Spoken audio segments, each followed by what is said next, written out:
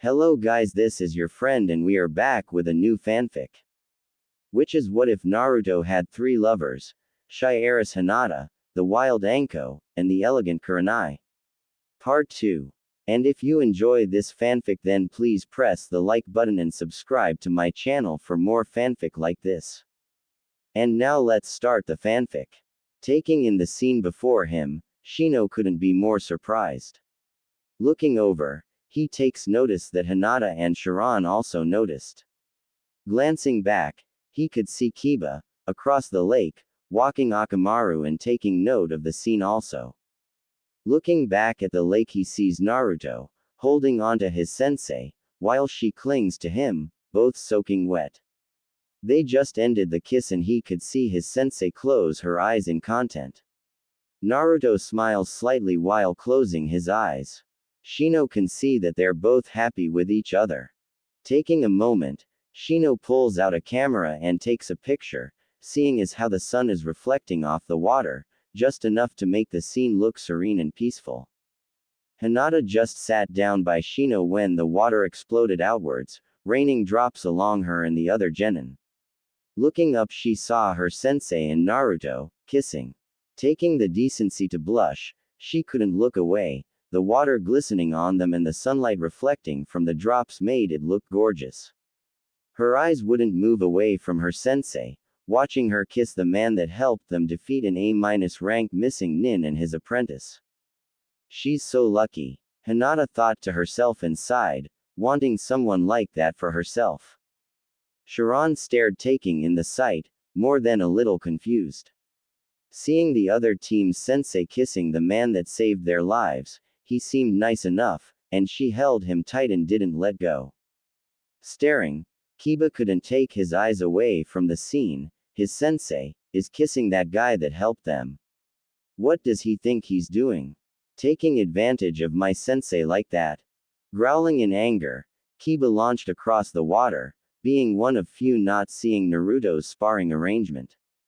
Touching the water, Kiba initiated Gatsuga, spinning like a whirlwind right towards the one defiling his sensei.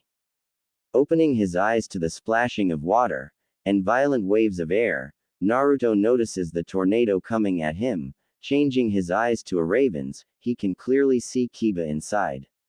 Sighing, he performs one-handed seals, creating a hardened wall of water between the two of them.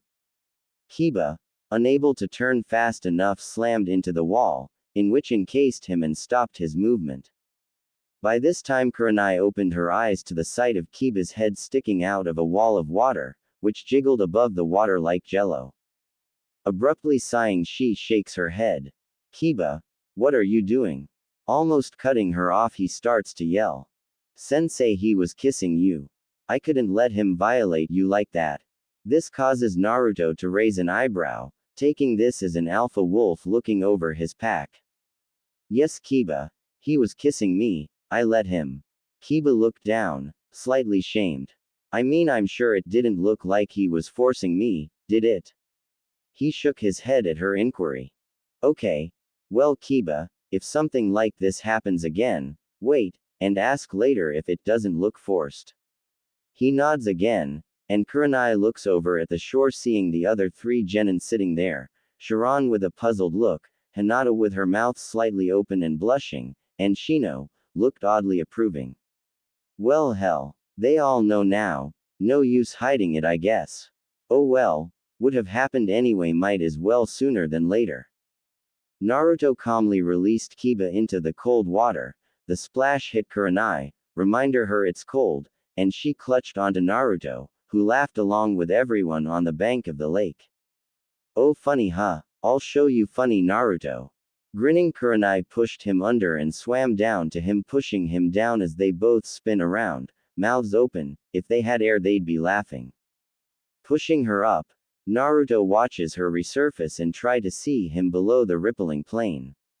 Coming up with a plan, Naruto pumps chakra into his feet, as he touches the bottom of the lake. Breaking the face of the water, Kiba takes in air and swims over to the other genin, which Akamaru already ran to and was sitting on Hinata's lap. Grabbing the ledge and hefting himself up, he shakes, showering the others with the water from his clothes and hair. Shino holds up his arm blocking his face, along with Sharon. Hinata was holding Akamaru, who for his part, shook off the water that Kiba put on him, causing her to squeal and jump as the water pelted her. Kurenai watched and smiled at the team as they all laughed it off. She started to swim to the bank, eager to dry off, or snuggle into Naruto's nice, dry, and relaxing cloak. Grinning at the thought, she tries pulling herself up to stand on the water. Watching from below as Kurenai gets up onto the plane of water, Naruto pulls down another bubble of air. Noticing she finally got on top of the water, he launches, flying through the water fast enough to leave a trail of emptiness before the water caved in on the tunnel. Grabbing Kurenai on the way up, he uses wind chakra to cut air resistance and fly up higher with her in his arms and the speed drying them a bit. The genin watched slightly amazed that he jumped that high, even through the water, and with another person along with him. They watch as he somehow slows his descent and they land in front of the genin, still wet but not as soaked. Grinning, Naruto pushes chakra through his body and the water repels him, pushing off and falling to the ground with a small splash. Doing the same to Kurenai, she notices a very weird sensation. As his chakra moves through her, she feels like the air around her is pushing down on her from every direction, not much but noticeable. Water falls off her as she sighs, the coldness leaving her, goosebumps forming on her exposed skin. Kiba-san, stand please. Kiba looks up and scowls but obeys and waits, as Naruto dispels the water from around his body also. They're better. Naruto smiled at him and Kiba couldn't help but lose his scowl and nod. Kurenai, who was still cold, claimed the cloak as her own and wrapped it around her, oblivious to the chuckling of Shino.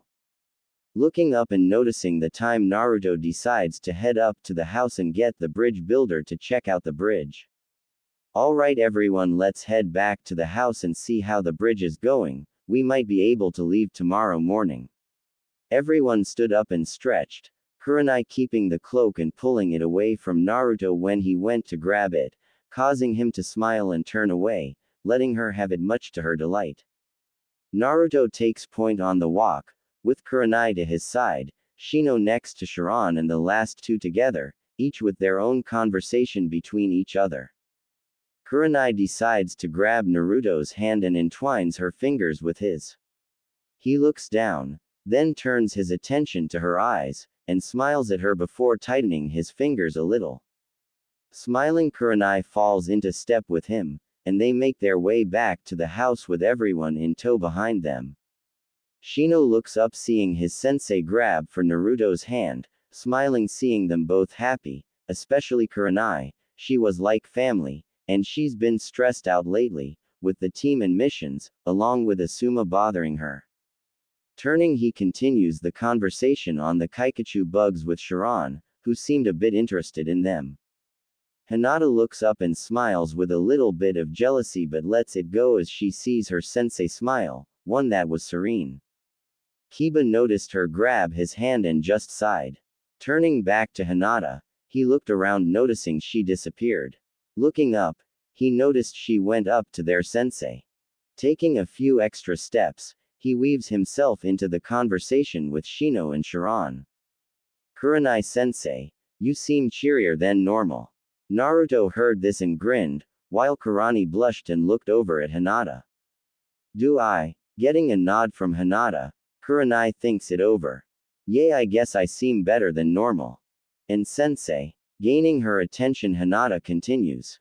What about Asuma sensei? Kurenai flinches ever so slightly, while Naruto mentally sighs, and loosens his grip on her hand a bit.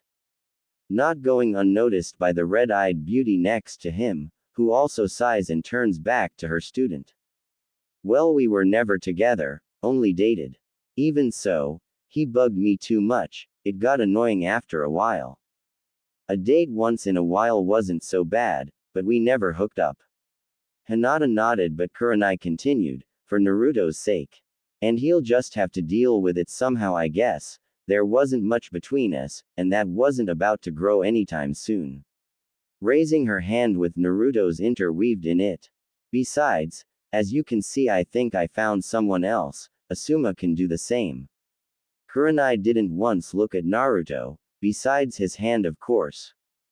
Hinata smiled. She made her sensei explain that specifically so Naruto wouldn't be too caught off guard when they go to the village.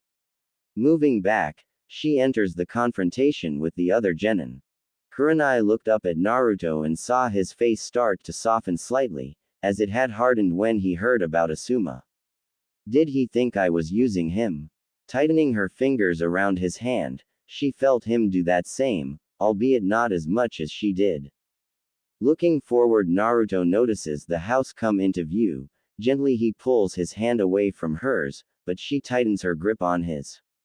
When he looks, she shakes her head while opening the door and letting the genin in first. Following the genin, she pulls the boy attached to her hand along with her and he shuts the door behind him. Entering the kitchen, no one was inside. The team moves into the living room where everyone is seated. Tsunami and Tazuna are in the same places as before, relaxing and watching the rest of them. Kakashi is sitting in a chair reading his porn as normal. Sakura is next to Sasuke on the floor, Sasuke looking at a scroll, and Sakura reading a book she brought along with her. All is quiet until Kurenai and the genin walk in chatting along with one another. Tsunami looks up and sees the two holding hands and smiles. Hey old man, let's go check the bridge, see if you want anything else done with it, or if it's finished. Naruto announces and watches as all eyes turn to him. Tazuna stands up and stretches as Kakashi, Sasuke, and Sakura keep staring. Eyes travel down his arm, to his hand. Connected to Kurenai, Kakashi blinked and along with his students followed the arm up to Kurenai, who looked a bit uncomfortable but otherwise fine. They noticed the cloak she wore and how she seemed more relaxed. Kakashi dropped his porn, Sasuke dropped his jaw, and Sakura just stared. The Ice Queen is with him. I mean, he is Minato's son, but, oh whatever. Kakashi picked his book up and continues his read. He got someone like her. Gritting his teeth, Sasuke scowls. How is he so powerful? How can he get what he wants? Damn it, I'm an Uchiha, I deserve to get what I want. He's with Kurenai sensei now. Does that mean he's better than Sasuke? She thinks on this for a bit and shrugs, going back to reading. Yay, let's go check the bridge, brat. Tazuna smiles and follows Naruto out of the house, along with Kurenai and Kakashi, who told the genin to stay behind as they'd be back in a few. On the way, Kakashi read his porn and Tazuna was talking with Naruto about visiting once in a while if he could. Kurenai was watching ahead as the clones seemed to be finishing up. Hinata lays down on the chair Tazuna had and notices it was still warm, grabs a blanket and snuggles up.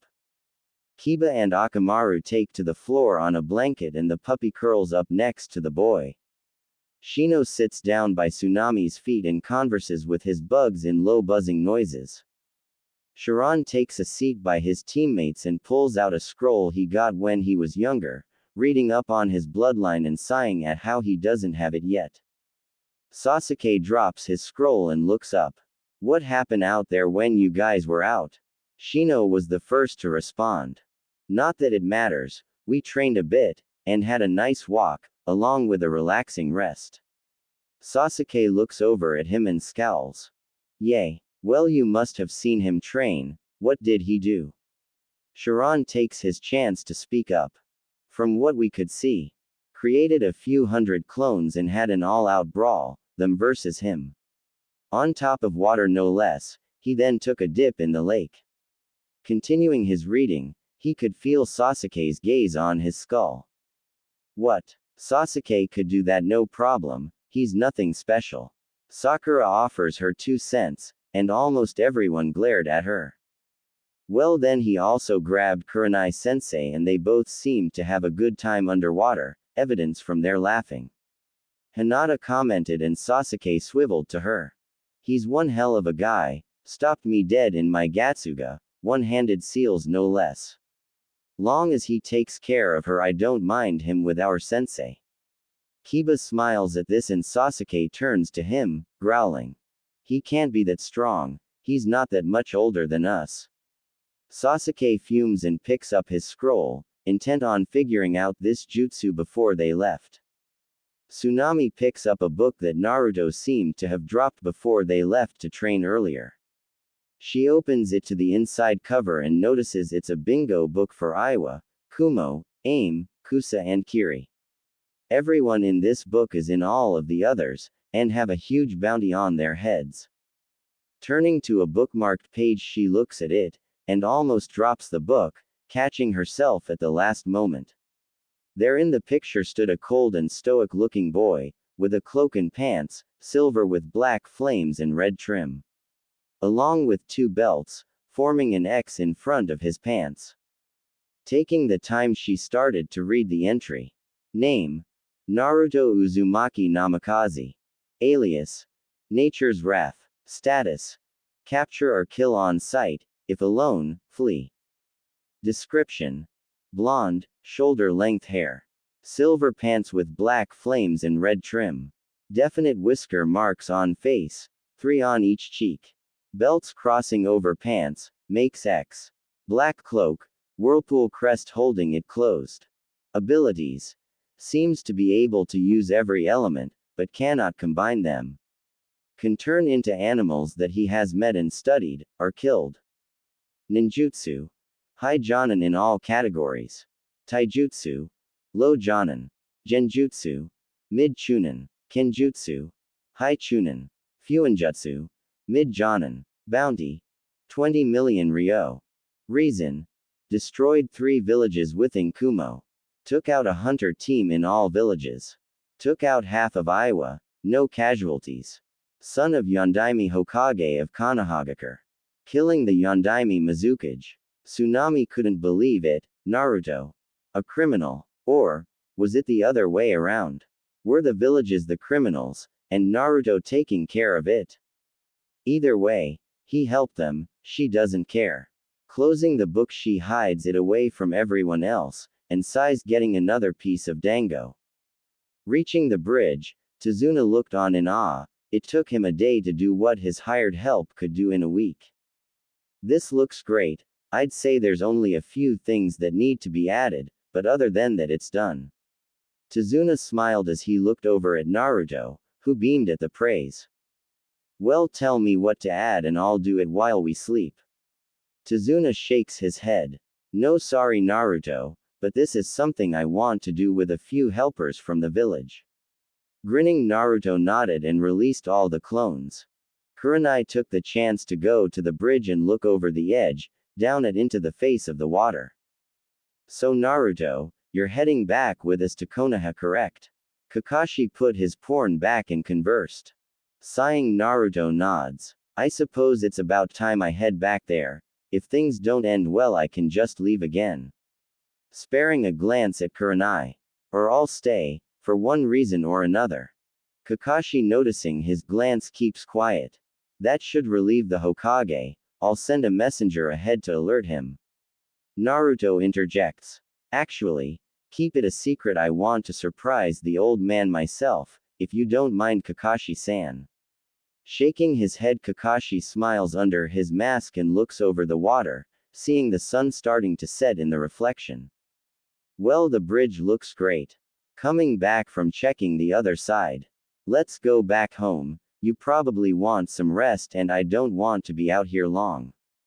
Tazuna started walking back to the house, and everyone followed in tow. Pulling the door open, everyone dropped off their shoes and went to the living room, which seemed a little crowded, until Tazuna brought in a few more chairs. Kakashi, Kurenai and Naruto taking the chairs, with Sharan taking the last one, leaving Kiba, Sasuke and Sakura on the floor. None caring about losing the chairs. Kakashi set his head on his hand and looked over everyone. How about introductions, for the new addition to our group? It will pass some time, maybe we can chat about some thing. Slowly he stopped, noticing everyone staring blankly at him, excluding Naruto, who pulled out a scroll and started writing in it, taking a thinking pose every few minutes. Well, we could do something more fun, telling stories, for example. Like scary stories. Or, Kakashi shut up again, noticing everyone's eyes now looked dull. Naruto seemed to jump slightly and scribble furiously, gaining a few people's attention. Looking up, he sees a few people looking at him. What? Did I disturb your storytelling? Grinning, he watched as a few scowled and Sakura went far enough to throw her book at him. Mistake. Reflex seemed to be quicker than a book hurled across the room, which was now pinned to the ceiling by a few senbon, 2 shuriken, and a kunai. With a shuriken holding the book into the wall, and the kunai stabbing into it, and a senbon going through the loophole on that, the rest just made the book a pincushion. Whoops. Keep your things to yourself, Pinky. Naruto coldly states and goes back, finishing up his scroll and setting it away with a smile. Sakura slides up to Sasuke and watches him read, to which amazingly the Uchiha didn't move away, too engrossed in the scroll. Sighing, Naruto relaxed more into the chair, slumping and setting his head onto his hand, staring out the window across the room. Kakashi pulled out his book and kept reading, a faint blush on his face. Kurenai snuggled into the cloak that she still had on, and seemed to curl into herself on the chair. Tazuna fell asleep on the chair, along with Hinata in hers, and Kiba with Akamaru. Tsunami fell asleep also, curled up with Shino, who was either asleep or very still, and didn't look too uncomfortable. Sharan seemed to be trapped in his book and didn't want to be disturbed. After looking around, Naruto looked at the time, and noticed, since they got back from the bridge, that time had flew by. It was almost 10 at night now, and they got back before 7. Time flies when you're staring at people, nay. Naruto stood up and popped his neck, back and shoulders, eliciting a sigh from his lips and getting the attention of Kurenai. I think I'm going to bed, for anyone who's awake enough to listen.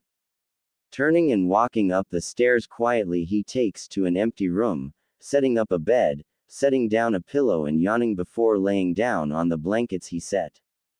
Contrary to what he would normally do, he grabbed a blanket and pulled it over himself, just liking the feel of a cloth around him as he slept. Creating a clone to turn the light off, he tried to get comfortable. Unfortunately, he couldn't drift to sleep for a while and decided to lay awake staring at the ceiling.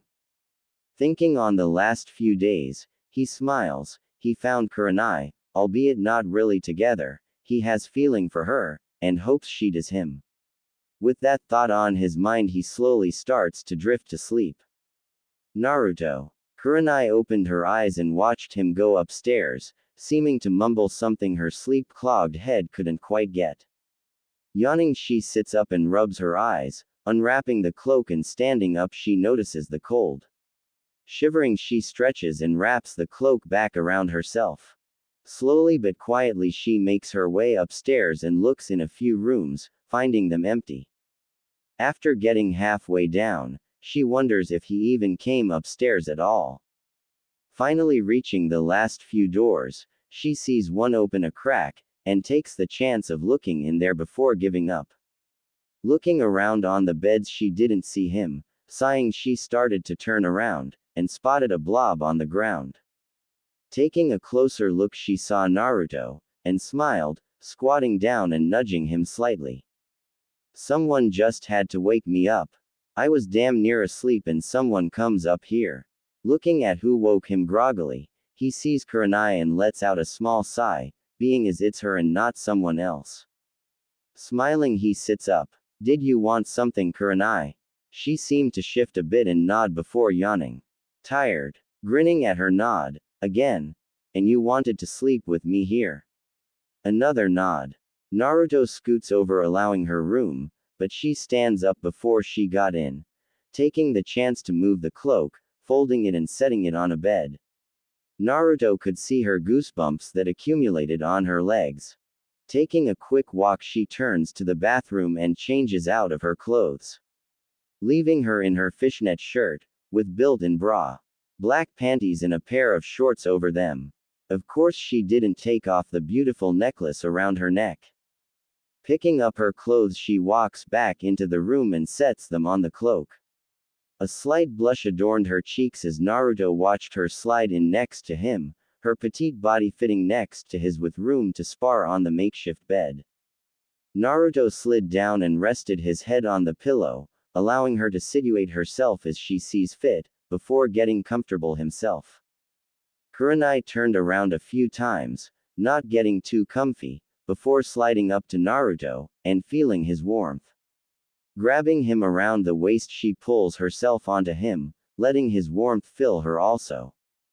Looking up, Naruto blushes slightly, seeing her chest slightly push up from her shirt, being as it's pushed against him. Turning his attention to her face, she raises an eyebrow at him and giggles when he blushes a bit harder. Laying her head on his chest, she rests an arm across his stomach, letting it rest on his hip, parallel to his waistband. Her other hand wrapped around under his neck. His arms instinctively went around her, one on her upper back, and the other on her lower back, in the small arch she created by laying on him. Her shirt, he noticed, rose up slightly when she laid on him, so his hand was touching her lower bare back. Smiling, Kurenai found a way to look up at him, moving her hand a bit and stroking his whisker marks gently with her thumb and forefinger. Slowly, with increasing volume, he began to purr, and ever so slightly rub against her hand. Giggling, Kurenai watched for a few minutes, before yawning and resting her hand back on his waist. In turn, he moves a few strands of hair from her face, and tucked them behind her ear as she closed her crimson eyes with a smile. "Good night, Naruto-kun," she mumbled, and Naruto smirked. "Good night, Kurenai." She barely noticed how he didn't use a suffix, and was slightly disappointed, for the few seconds it took for her to fall asleep anyway. Naruto smiled and watched her sleep for a little bit before taking to sleep himself and letting it claim him. The only things to be seen were houses, all blue, with a symbol on every house. A fan, half red and half white. Walking through the complex was a small boy, no older than 5, blonde-haired, tattered clothing. "Leave now," a hushed voice said, and the boy quickly spun around, but seeing nothing, the boy just kept walking down the streets. "Now, you must leave, before anyone sees you, go." The boy spun faster this time, on alert, but nothing was there, just darkness. "I can't find a place to keep safe. I need to run. Run or die, and I will not die, not to these people, not the ones in this village, my supposed home." The boy ran deeper into the complex, seeing red dots throughout the area as he runs.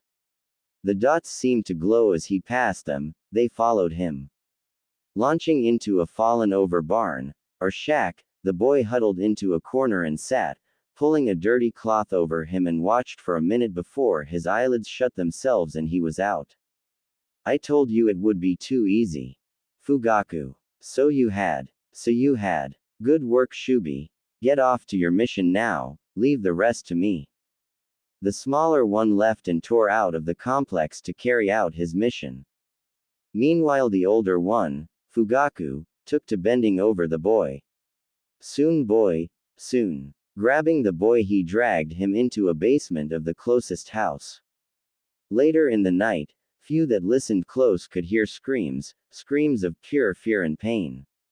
Mostly it was confined in the walls of the complex, but one red-eyed shinobi that wasn't part of the clan could hear, as she was walking home from dropping her friend off. Wanting to see what it was, but not willing to go into the complex, the woman took to the street that was a faster route to her house. Kurenai woke up with a start, not knowing what she just saw. She was sweating, and breathing hard. Taking a minute, she walks to the bathroom and washes her face, letting the cool water drain away the nightmare. Back in the room just feet away, Naruto was tossing and turning in his sleep, mouth slightly agape, breathing heavy as pain contorted his face. No, what did I do? Struggling, the blonde boy couldn't get out of the straps holding him down. No matter how hard he tried, the man above him just watched from the window as others were huddled around him. He couldn't see much beside heads around him. He could feel. Oh, he could feel all right, the blades that pierced his chest, his stomach, one in each leg. The wires that cut at his wrists and ankles as he struggled even more ferociously, animal instincts kicking in. The liquid that seemed to slowly drip over and over on the middle of his stomach, the other liquids, that seemed to flow through tubes into his body. He could feel them, as fire in his blood, coursing through his veins. Just finish it. If we can change that ability he holds, maybe we can harness it. As of now, there's little he can do with it. Hopefully we can change that, in many different ways. A commanding voice said sternly from above them. Nodding, two of the figures in the room took out scalpels and started to pour liquids into certain parts of the boy's body. One figure jabbed a rod in the boy's neck, eliciting a scream, and injecting him with a purple-colored fluid. Turning away from the scene, Fugaku looked at a woman in the shadows.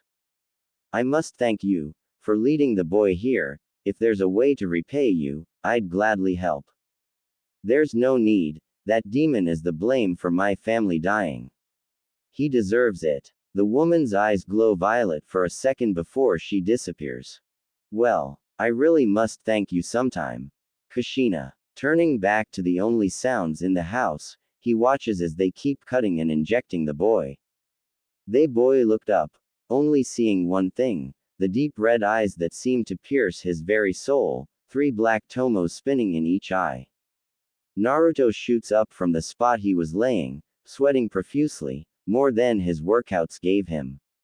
Leaning his elbow on his knee, he rests his face in his hand. Why now? Why this? Why?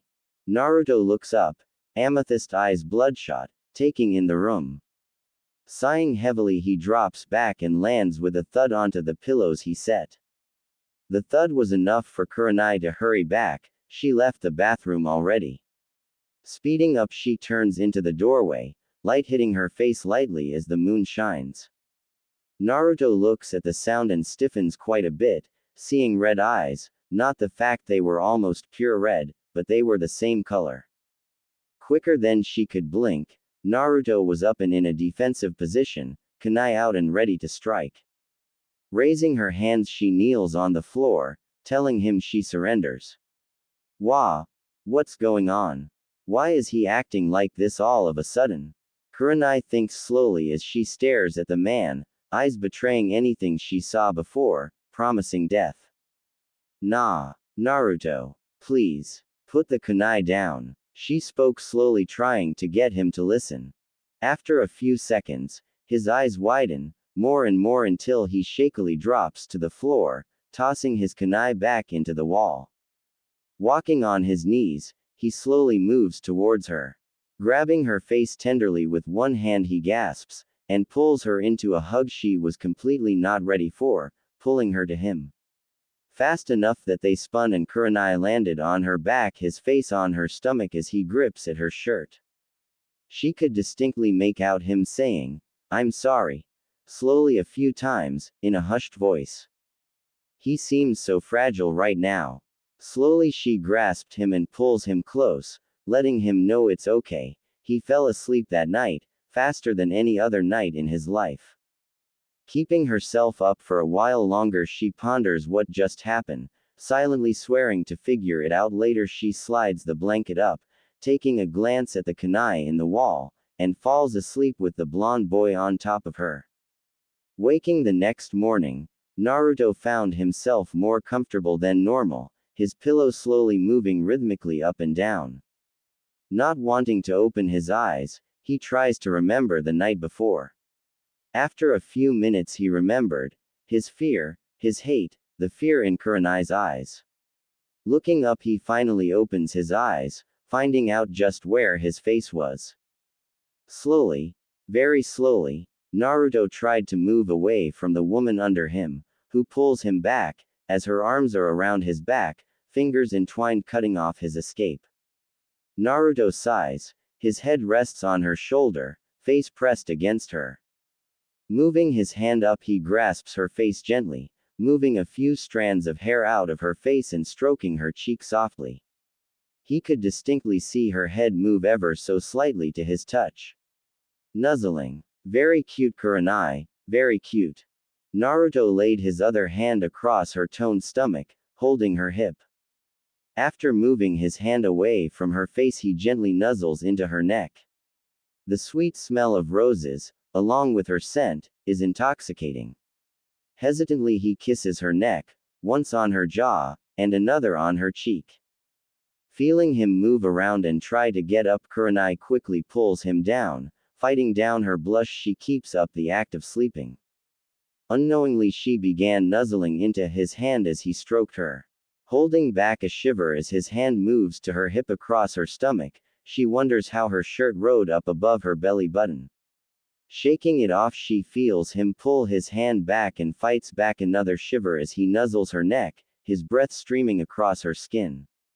Goosebumps slither across her arms and neck as he kisses it, moving up to her jaw.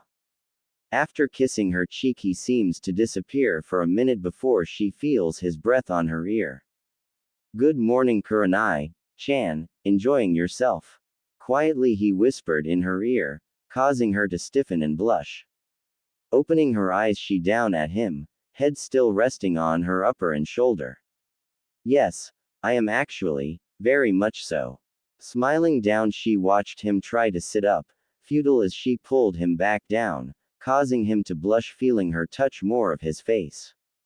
Looking down, she noticed the built-in bra of her shirt was in its proper place, so she didn't say much, just blushed at the feel of his head pressed against it. "You're cute when you blush, Kurenai-chan." Kurenai for her part sat up and pushed him down, making him into her pillow.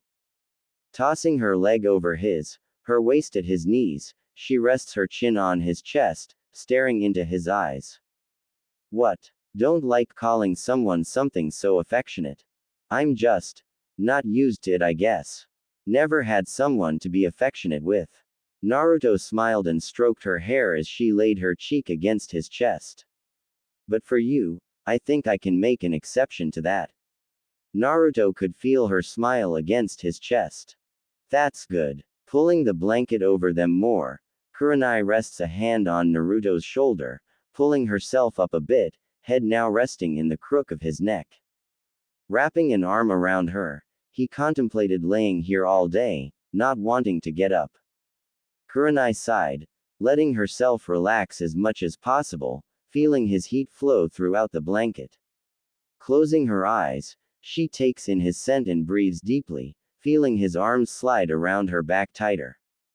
Naruto smiled, seemingly taking to her idea, and closed his eyes also, while letting one hand slide through her hair, gently untangling it. Not many were up in the morning, Tsunami noted, wondering where the whirlpool and Rose are. She noticed that, along with everyone sleeping in the living room, there was two missing, and the doors stayed shut, the windows shut. It could mean only one thing: they took a room. Tsunami did one of the few things she could that morning, went out, grabbed some food, and came home to cook it. Deciding to try and pay him back for the meal, Tsunami made another breakfast, slightly different than the one she made the other morning. Holding it all on a tray, she took to the stairs, trying to find the room they were in. A sigh could be heard, followed by, "Kurenai-chan, I must be lucky to find someone like you." That was Naruto. She made her way down the hall and cracked open the door, seeing Naruto staring at the ceiling with the raven-haired Rose on his chest. Knocking softly, Naruto looked up and pushed a finger to his lips, letting a small hushed hiss breathe out. Tsunami smiles and walks in, setting the food down.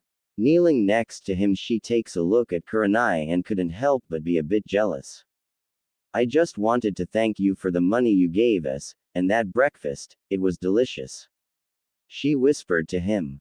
Nodding with a smile, he pulls a bit of hair from Kurenai's face and rests it over her shoulder, letting her neck show, along with the chain of her necklace. "It's nothing really. I'm returning most of the money. In fact, grab my cloak, and I'll give it to you now. Tsunami would have, but she was entranced by Kurenai's necklace. Following her gaze, Naruto grinned when he saw the necklace. Not too big, he noted. Yay. Sorry Tsunami, but that was the only thing I wanted to keep from the raid on Gato's hideout.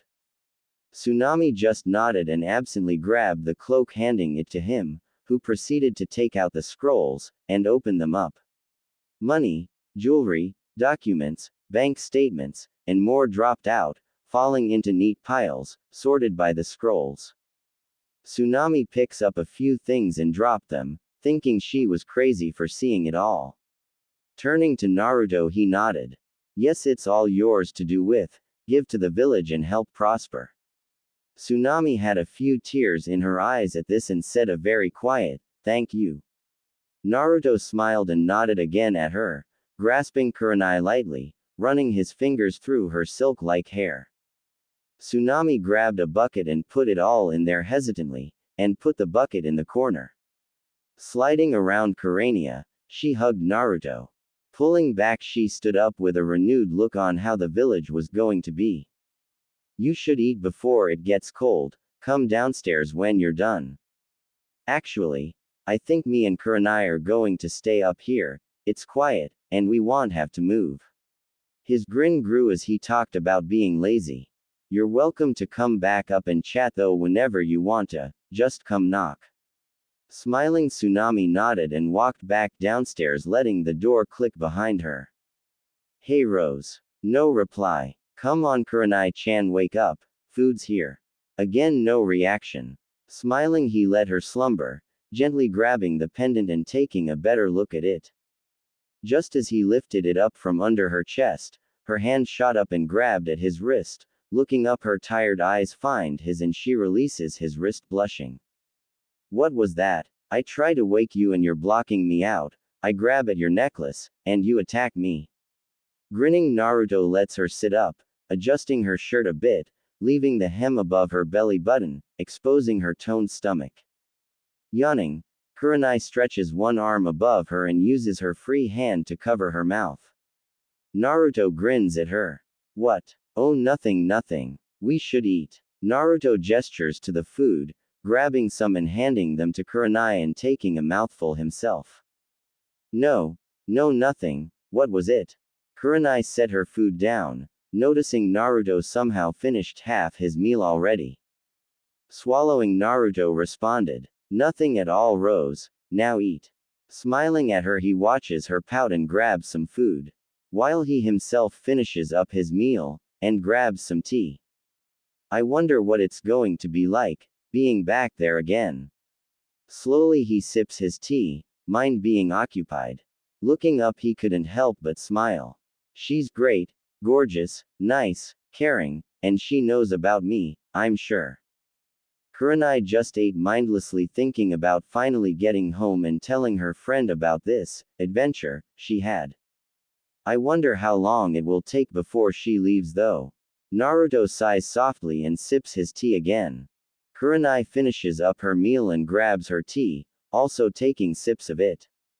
Setting down her tea, she grabs his and sets it next to hers. Pulling his arms apart, she slides in between his legs, back to chest, and pulls his arms around her petite form. Smiling, he pulls her tighter and goes to grab his tea. Kurenai-chan, which one is yours? I'm not sure actually. Kurenai stared at the cups, identical designs, and close to the same amount of tea left in each. Shrugging, Kurenai grabs one, which happened to be Naruto's. Oh well, I'll take this one. Taking a sip, she could taste a slight sweet but spicy taste on the glass. Naruto shrugs and grabs the cup, tasting sweetness on the rim. I think you took mine, Kurenai-chan.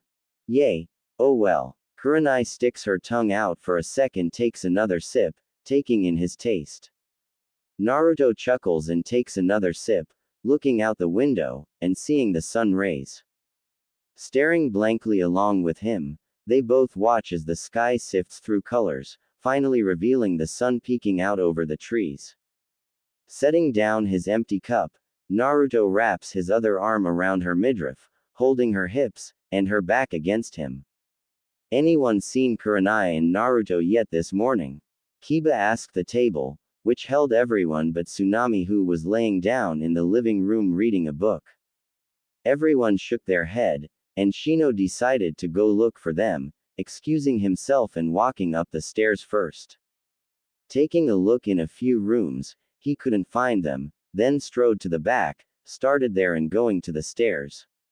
The first and second doors were empty. The third door he opened contained the two he was searching for. Naruto's face was slightly in her hair, cheek on her head, staring out the window across the room. Kurenai, holding her cup of tea, looked over at Shino and smiled, motioning for him to join them. Nodding and sitting next to the two, Shino looked out the window, taking in the gorgeous scene that they were watching. Everyone was wondering where you were. We'll be leaving in an hour, if you were wondering.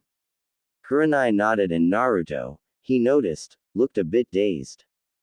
Yay, that's fine, Shino, thank you. Would you like to stay up here for a while? Naruto politely commented. That would be nice, thank you. Shino let a few Kaikachu bugs out to stretch their wings. Destruction bugs. Very useful. I've seen another clan like yours, Shino, but not with them. Gaining the other two occupants' attention, Naruto looked at the two sets of eyes. What? There's other clans with insects in them. Of course, you didn't think you were the only clan. No, I've seen bees, and spiders also. Shino nodded and watched his bugs take out the window before coming back and sliding into their shelter. I'm surprised you're not freaked out by this, Naruto, everyone else usually is. Well, it just doesn't bother me. You're just like Kiba and his dog, companions, and they're like tools, living tools that can think on their own and follow you. They would be a great asset if anyone were to take the time and think about it thoroughly. Kurenai smiled when she saw Shino's face light up a bit at Naruto's compliment. Just saying something so simple, and he made Shino perk up. That's incredible.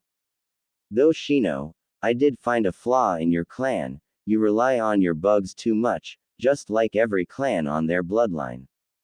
The Uchiha and Hyuga with their eyes are great examples. The Inuzuka are good, but without their companions not many jutsu can be used. The Akamaiki, they eat a lot, making them too slow, even if they use that to their advantage. The Nara, indirect sun with no shadow, are useless, and they have no taijutsu for them. The lesser clans, though, without actual bloodlines, concentrate more on their own work and power, not that gained by blood, but by sweat. Shino nodded slowly, while Kurenai was stunned. He was right, they all did have flaws, and so easily identified too. Grabbing the trays, Shino got up. Thank you, Naruto, I'll consider trying to find an alternative for that problem in my clan. If you would help me sometime, I would appreciate it. Naruto just smiled and nodded, seeing the Aburame nod and walk out with a warning of a half-hour left. Kurenai sighed, not wanting to get up. Reluctantly she tore from his embrace and stretched her muscles, popping bones around her body, unknowingly making her shirt raise more. Giving Naruto a nice view of her back and firm butt as her legs stretched out, on her tiptoes. Kurenai yawned again and went to grab her clothes. Naruto intercepted her and gently pushed her against a wall, taking the time to kiss her sensually. Taking the chance, she caressed his cheeks and wrapped a hand around his neck, pulling him closer. Naruto pulled his hands from her shoulders, letting one rest on her neck and the other on her hip. Kurenai opened her mouth, biting down on his leg gently, giving him a sultry smirk before pushing him away with a last quick kiss and getting her clothes. Growling, he chased her down the hall until she closed the bathroom door in his face, giggling the whole way. Naruto playfully growled again before going to grab his cloak. Kurenai came out, and strode to the room where they were laying, seeing Naruto looking over his belts and cloak. Hey, we're about. Hey, we're about. Naruto and Kurenai appeared, in a swirl of wind and rose petals respectively. To leave. Sakura stared at them as they walked up to the front of the group, Naruto not even sparing her a glance. Well, we should be going as soon as possible. We need to report the mission and get ready for anything else the Hokage may want us to do. Tazuna nodded at Kakashi and decided to take a stroll with them to the bridge, grabbing a book on the table. Tsunami and Inari wandered after them. As they walked down the streets, everyone got waves and cheers. Naruto got more so than the rest. This unnerved the Uchiha quite a bit, along with the Pinkett. Arriving at the bridge, there was a cloaked item, huge, about the size of a couple of fridges bunched together. This is our memento to you all for helping us. Tazuna grabbed the cloth and pulled, revealing a statue of Naruto holding Kurenai, along with Kakashi next to them. The genin were all seen slightly behind them all. Under the statue was an engraving, and it read, "To those that helped save this village, and a memorial to the completion of this bridge, and the lifting of Gato's curse. Sharingan Kakashi, Genjutsu Mistress Kurenai, Hyuga Hinata, Inuzuka Kiba, Aburame Shino, Uchisa Sasuke, Haruno Sakura, and Terumi Sharan. Lastly, thanks to nature's wrath. Naruto Namikaze, for freeing us from Gato, and restoring this village to its prosperous past." Everyone gawked at the statue. How they made this in just one night they'll never know. Even so, they were all more curious about Naruto's alias, Nature's Wrath. Turning to Naruto, Kurenai and Kakashi stared at him, silently questioning him. Tazuna came up and gave Naruto his bingo book back. "You dropped this a while ago. That's how we got your alias." Tsunami wanted it to be added. Naruto nodded and handed the book to Kurenai and Kakashi, opening the book to the bookmark. "I'll explain more later, in the village, if you wish." Both Jonin were awed by his status in the bingo book, blinked and nodded, handing it back to him, who put it in his pouch. Deciding Kurenai might not want him around, he thought up a plan. "I'll go search ahead for anything suspicious. I'll meet you all before the forest of Kana." Before anyone could say anything, he was gone, along with a gust of wind that messed up everyone's hair, even Kakashi's gravity-denying hair. Which was still gravity-defying, it was just slightly more sideways than before. Nothing exciting happened along the way. The two teams saw a few odd arrangements, most likely by Naruto running by. Nothing to be concerned with, yet. A few dead animals, seemed to be vicious looking. Kakashi had the distinct feeling of being watched but couldn't place which direction to look, so he just left it. No confrontation, no retaliation. Kurenai had been thinking over the nature's wrath, and who he is to her. How she had relaxed and let him in after such a short time. No one had been able to do that before, not that easily, or at all. Idly she wondered what would happen when they got back to the village, with Asuma and the Hokage, with her friend Anko, or the rest of the teams. Shino was simply contemplating how Naruto was reacting to him, seemingly a great friend. He soon just turned to his bugs and conversed with low buzzes, which got a few weird looks and one freak look. Sasuke stayed brooding about Naruto. The rest just walked, not really talking and taking in the scenery. It was a nice peaceful morning. While enjoying a comfortable walk, Shino allowed his bugs free roam, and Kiba allowed Akamaru the time to run around before getting into the walls of the village again. After what seemed like an hour with no sign of Naruto, Kurenai started to wonder where he could have gone off to. While he hadn't left his cloak, she could still smell his scent on her clothes, on her skin. The forest started to thin, and on the edge they saw what appeared to be a pure black panther, which seemed to be waiting for them on its haunches. 9 foxes swarm around it, as if living fire. When the two teams came into view, the panther didn't seem the least bit fazed. The foxes, on the other hand, acted lividly, causing the whole party to halt. The glowing eyes of the foxes take to each of them, caution evident within them, the will to fight noticeable. Kurenai was the only one to keep walking, the foxes began to growl softly, until the panther silenced them by picking up a paw and letting it fall, a dust cloud poofing up. Hesitant from the growls, Kurenai didn't stop, just slowed and knelt, slowing her pace and slid up to the panther, smelling an intoxicating aroma. Smiling, she pet the panther, who in turn stayed still, but a small smile could be seen. The foxes seemed to dissipate into red smoke and disperse into the wind. Standing, the panther kept up with Kurenai, who was joined by the others. Soon the teams, plus Wild Cat, all find themselves up at the gate entrance, Azumo and Kotetsu guarding the gate as normal.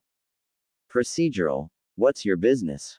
Azumo asks without a care really, just eyeing the panther that Kurenai is petting. It's huge, up to her belly button while on all fours. Staring up with an amused animal smile, the panther notes Azumo looking at him. Just back from wave, mission successful. C rank turned into an A rank with the turn of. Kakashi looked back to see Asuma's team walk up, after finishing a mission just outside the village. Ah, Kurenai, Kakashi, good to see you. The chain smoker just pulled out another cigarette and lit it, taking a drag. Mission went well, I see. Asuma drawled off, taking in the look of Kurenai, along with the panther that seemed to be staring back at him. Taking a surprised step back, he clears his throat. Well, Team 10 back from a mission to find Tora. The two teams groaned and the panther seemed to sweat drop at this. Kurenai, you're looking lovely. Something seems different about you today. Asuma smiled a friendly smile. Too friendly, Kurenai could feel the panther start to get agitated. Yes, well, thank you. Turning to the guards, she made a show of standing up straight and moving her hair, showing the pendant, making sure Asuma saw it before continuing. Can we go in now? We must report to the Hokage. Yes, of course, sorry. Kotetsu smiled and opened the gate with Azumo, letting the three teams in. Shikamaru took the time to study the panther, for all of 3 seconds. The cat in his hands was the main problem. Choji barely glanced at it, leaving the fact that if he didn't disturb it, maybe he would be fine. Ino couldn't take her eyes off of it, the sun glinting off its fur, and a foreign animal she hasn't seen much of, especially in person. She blinked and looked away when she felt the awkwardness of its purple feral eyes, staring back, as if into her soul. She shivered, not liking the idea, and fell in step with the other teams and her sensei. So, Kurenai, how was the mission besides successful? Asuma attempted conversation with the Raven Rose. It was interesting to say the least. Noting she looked down at the panther as she was talking, he glanced at it to watch it look around the city. That's a nice cat you got there. When did you come by it? More like why the hell did it stay? Taking out a cigarette, he lights it up, taking a drag and exhaling loudly. Just on the road, it was following us and so I took it in. Smiling down at the panther, she rested a hand on its head. No one objected to this. Sakura seemed about to, but Sharon stopped her. Taking note of how she cringed at the smell of the tar-inducing smoke, the panther grinned, noting a rock in its path. A few seconds later it snapped its back paw, barely noticeable, and shot the rock up, hitting the cigarette and sending it into the air. First all was good, walking with the woman he was trying to date, smoking a cigarette, life's good. All of a sudden his cigarette is knocked into the air by an invisible force, sent spinning out of control and landed on the ground, where a civilian walked on it without notice. The hell? Kurenai noticed the exchange and had to try to help herself from laughing. After composing herself, she turned back. What's wrong, Asuma?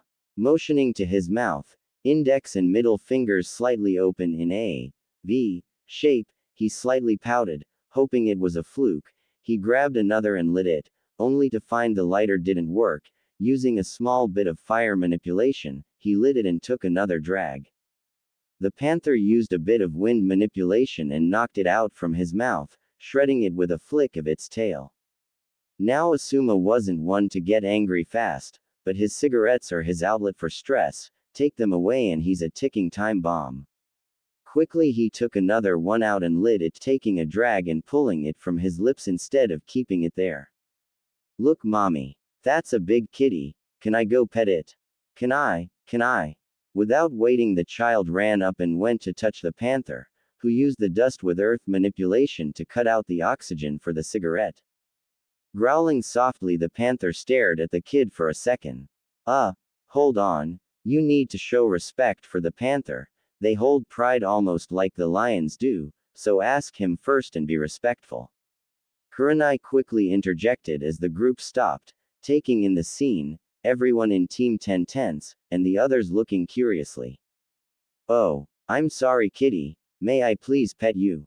The child held its hand out and let the panther sniff it, putting up the act. I'm so sorry. He got out of my sight. Kugi, you know not to run off like that, and be careful. The mother scolded her son, worried for his safety with the panther. Looking up apathetically, the panther nudged the boy's hand softly, letting him know it's fine. With a small squeal, the boy set out to petting the cat, scratching behind its ears, and giggling when it purred. Come on, Kuro, we need to go. Kurenai's voice split the air. The giggling stopped, but the smiling boy waved at them as they left to the Hokage's office.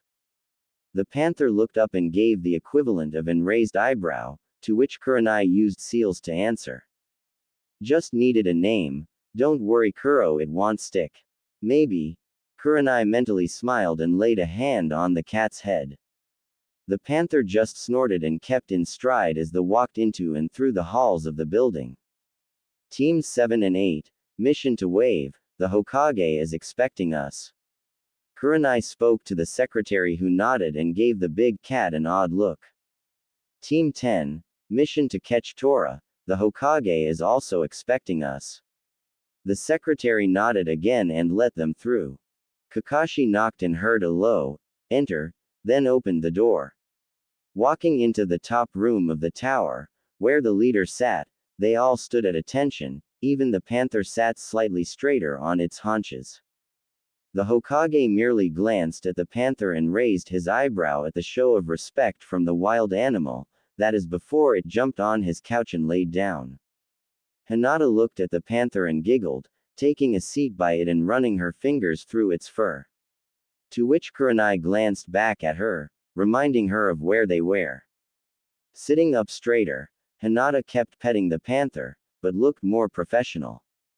Okay. Well, first is first, report, in ascending order. The Sandaime ordered and packed his pipe with tobacco. Team 7, led by Hitaki Kakashi, mission successful, we encountered an A-rank missing nin, Zabuza Momochi, and his apprentice Haku.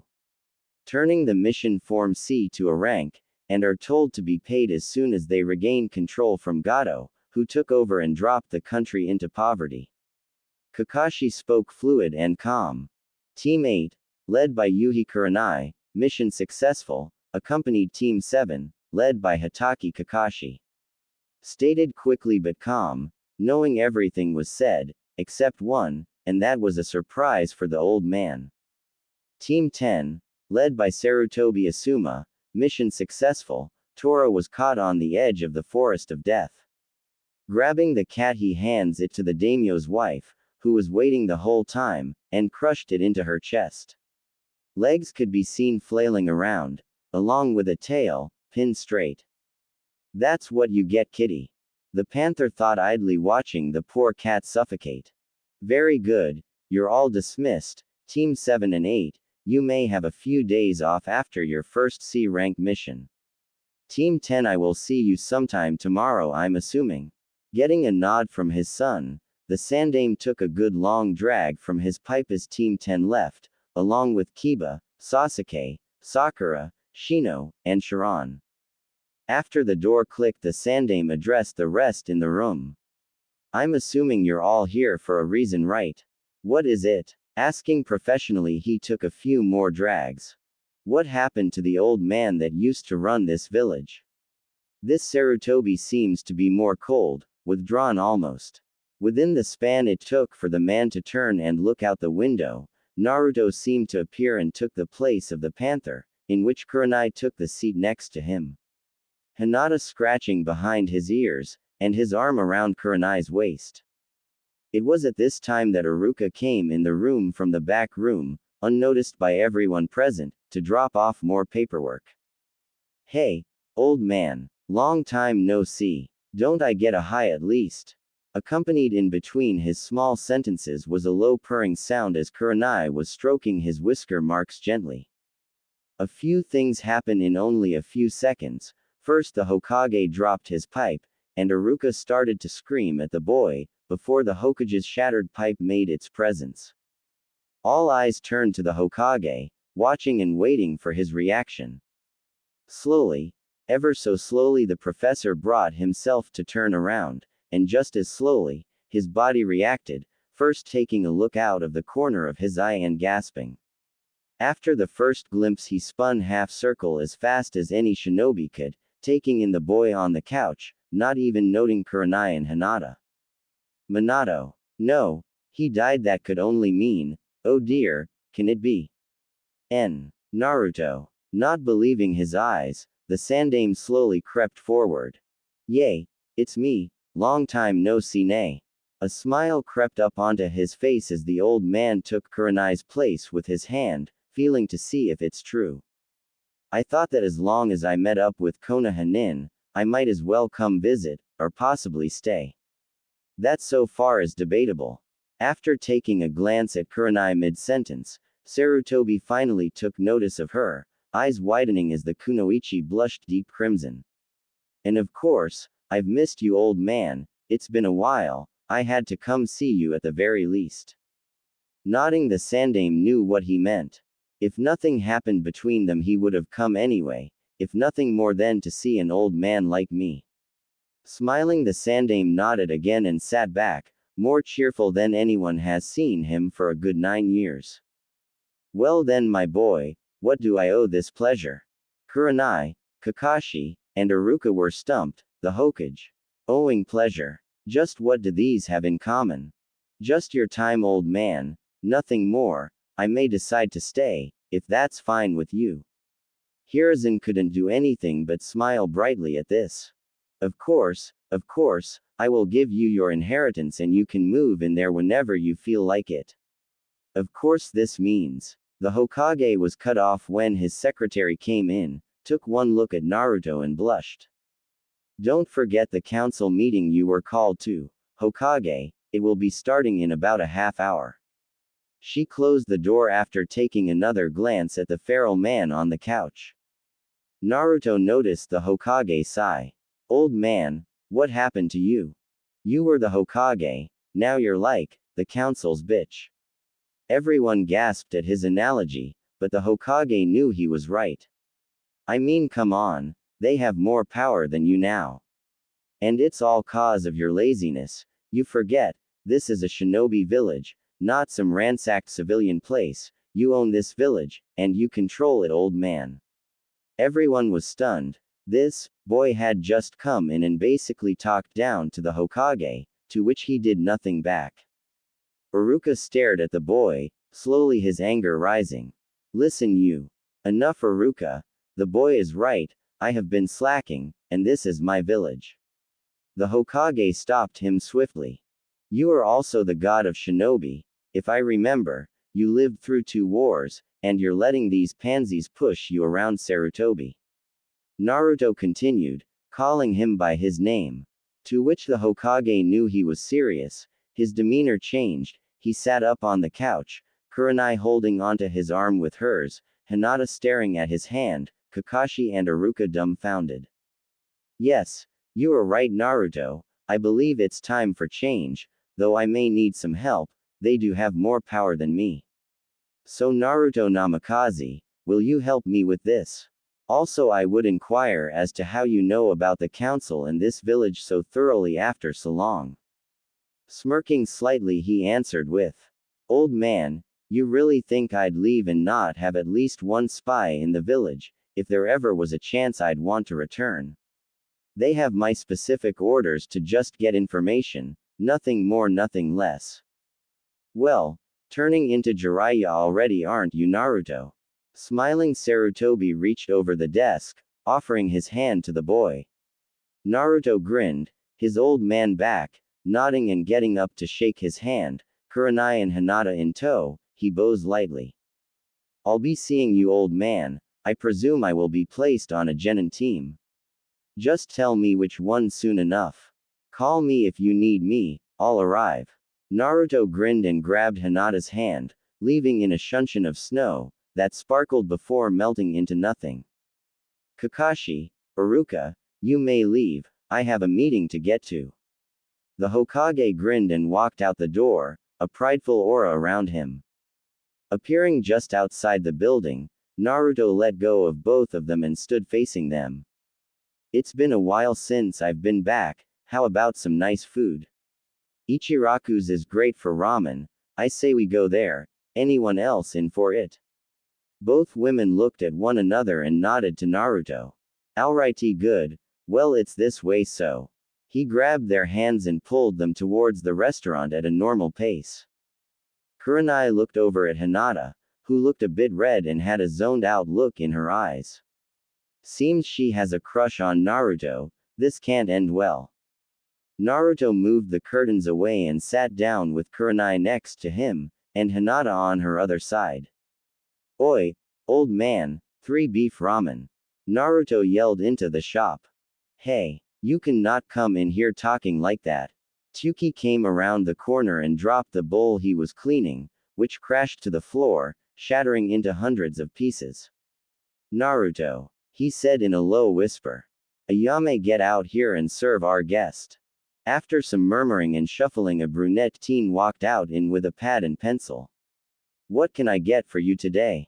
3 miso, 2 beef, 2 chicken and some of your cinnamon tea please. A beef for me and some herbal tea. Miso please, with some honey tea.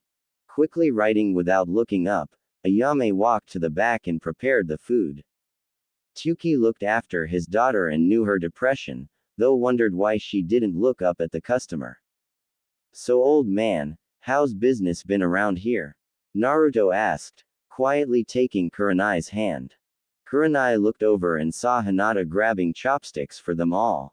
Well, it's been. Tsuki smiled at him. Not even close to as good as when you were here, but it's alright. Taking a quick look, he continued. She's been really down since you left, every year she gets like this. He motioned to Ayame, who was just finishing the noodles. Here you are. Ayame somberly set down the bowls and took a seat to relax. Itadakimasu. The three said in unison and dug into their food. So Ayame, how have you been? He could see her ears perk up slightly and she just shook her head. I've been alright, I guess. I miss my little buddy. Finally she looked up to see who was talking to her. Naruto. Jumping over the counter she hugs him, missing the ramen bowls, they both fell to the floor. Where have you been? Around, Ayame. Around. Smiling softly he patted her back as she got up and blushed. Good to see you're back, Naruto, you'll have to explain your trip sometime. She got back to work in a much more perkier mood than before, humming a tune. Taking his seat, Naruto glanced at Kurenai and saw her delicately eating her noodles and reading a poster on the far wall. Grabbing his chopsticks he makes his way to finish his ramen, done with a couple bowls in only a few minutes. Sipping at his tea he sighs contently. Seeing Hinata next to him and how she was eating almost identically as her sensei, he couldn't help but glance back at Kurenai, and back to Hinata, shrug, and continue with his delicious noodles. Setting his finally bowl down with a content sigh, he stretches, popping his shoulders and back. Well, taking a quick sip of his tea he notices it's almost gone. It's getting late, I guess I should find a hotel and get Hinata home. Quickly he finishes his tea and pays for the whole meal. Yes, that would be nice, thank you, Naruto. Hinata couldn't seem to keep her blush down at him being nice. Well then let's get going, Kurenai. Yay, I'll walk her with you, Hiyashi might be waiting at the entrance. Getting up she stretches and finishes her tea. You know Naruto, You never did say where you've been. Hinata takes up initiative to start the conversation. Well, I've kinda just been wandering around, not really set on one place in particular. Though I can foresee the hell that will be raised by staying here. I'm almost positive I'll be called for a council meeting soon enough. Sliding his hands into his pockets, he take a comfortable casual pace. Naruto, you get jealous easily, don't you? Glancing at Kurenai, he grinned. Animalistic possession. I'm not sure, just seeing as we're dating, and you don't seem to like that Asuma guy, I just feel, air protective, I guess is the word. Slowly the blush on Kurenai's face rose, and he didn't miss it. He's sweet. I wish I could find someone like that. Hinata thought to herself as she smiled for her sensei. Well, I enjoy your protectiveness, just don't go overboard. Kurenai mock scolded him as they reached the Hyuga estate gates. Hinata, Hyuga, where have you been? A cold voice from behind the gates sounded out before they started to open up. I was just at dinner with Kurenai sensei. Sorry father, I forgot to come tell you first. Hinata was looking a bit paler than normal and Naruto was wondering why. This is her family. Why does it sound more like he couldn't give a shit about her? You would remember that if you came home after your mission like you said you would. I heard from Neji that you were back when he saw you in that filthy ramen stand down the street. Glaring as the gates finally opened, Hiyashi took notice of the new arrival to their group. And who might this be? Hiyashi stared, right into purple steel eyes, bearing a glare right back at the Hyuga head. Hiyashi Hyuga, twin to Hizashi Hyuga, branch member, sent to Kumo as retribution for killing an ambassador. Head of the main branch family, wielder of the Kekkei Genkei, the Byakugan. Genin team consisted of the 4th Hokage, Minato Namikaze, and Sum Inuzuka. Naruto called off almost in a trance. His cold eyes darted back up to Hiyashi's as they slowly turned into that of a hawk. Hiyashi took a step back and activated his Byakugan instinctively, taking a look at the boy's eyes as they morphed, chakra seeped into them, then just stopped, as if the transformation was a part of his body that once changed, could sustain itself. Boy, who are you? The head Hyuga states, taking a slightly defensive stance, barely noticeable to untrained eyes, not Naruto's hawk eyes. The precise movements he took showed he was ready to strike, or defend at a moment's notice. Smirking, Naruto scoffs. Why don't you add 2 and 2? You were on his team. He looks like me. I'll give you a hint, he was the Yondaime. Seeing that Hiyashi took a deliberate step back, he continued. Still don't know. My mother left me for dead, in the hands of one of the clans. Hiyashi's eyes widened, the shock so great he actually deactivated his Byakugan. I should have noticed by your eyes, you're her child. Minato's son. He could barely wrap his mind around the concept. If you were left with a clan and lived, you must have gotten away, meaning it had to be a clan that was either too nice, or wiped out. Fugaku wanted me as his test subject, his plaything, so I could become his weapon. Naruto slowly let his eyes change back to his normal red-lined pupil. Hinata couldn't help but gape. Her father was just talked down to, and he's not retaliating, on the contrary, he's being civil. She gasped when she heard about the Uchihas and glad for their demise at the hands of the clan prodigy. Kurenai, on the other hand, was thinking deeper into the situation. Naruto was held in with Fugaku, used as an experiment, and suddenly out of nowhere Itachi kills them all. It makes no sense, unless of course, Itachi wasn't on his father's side, and on the village's side instead. Which could mean only one of a few things: either he took it into his own hands, or he was ordered to kill them all. Thinking back to the dream she had, she gasped. She was by the Uchiha complex when she heard the screams. Glancing at Naruto, she grabbed his hand gently and moved towards him. Hiyashi did not miss this. He was acutely taking in the situation. His daughter seemed to be infatuated with the boy, who appeared to be with her sensei. This could not end well for his daughter.